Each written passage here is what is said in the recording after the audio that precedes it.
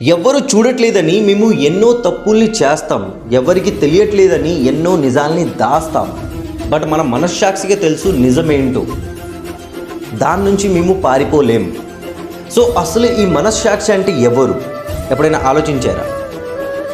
Bhagavad Gita chapter 7 shlok number 10లో శ్రీకృష్ణుడు అర్జునుడు చెప్తున్నారు, పార్థ, ఈ లోకంలో చాలా టాలెంటెడ్ పీపుల్ ఉన్నారు, చాలా టాలెంటెడ్ మనుషులు ఉన్నారు, చాలా మంచిగా పాటలు పాడే వ్యక్తులు ఉన్నారు.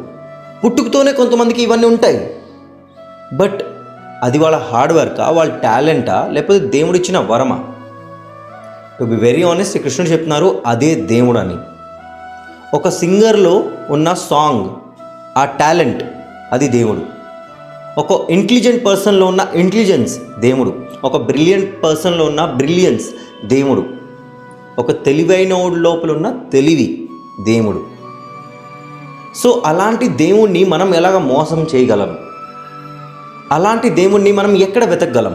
మన లోపలే కదా. సో ఇప్పుడు మన లోపల దేవుడు ఉన్నప్పుడు మనం ఏ తప్పు చేసినా దేవుడు చూసినట్టే, ఎంత అబద్ధాలు మాట్లాడినా దేవుడు విన్నట్టే. అందుకే మనుషులు అంటారు ఏంటంటే, ధర్మం వైపు నడండి, అబద్ధాలు చెప్పకండి, అబద్ధాలు చెప్పించకండి, అలాగే చెడువైన వస్తువులు చూడకండి, చూపించకండి, చెడువైన వస్తువులు వినకండి, వేరే వాళ్ళని వినేలాగా చేయకండి అని. ఎందుకంటే మన లోపల కూడా దేవుడు ఉన్నాడు, ఆడు అన్నీ వింటున్నాడు. దాని పరంగా ఎవరికి ఏ ఫలితం ఇవ్వాలో, ఎవరికి ఏ శిక్ష విధించాలో వాళ్ళు డిసైడ్ చేస్తారు. నెక్స్ట్ టైం తప్పు చేసినప్పుడు జాగ్రత్త. హరే కృష్ణ, జై శ్రీకృష్ణ, రాధే రాధే.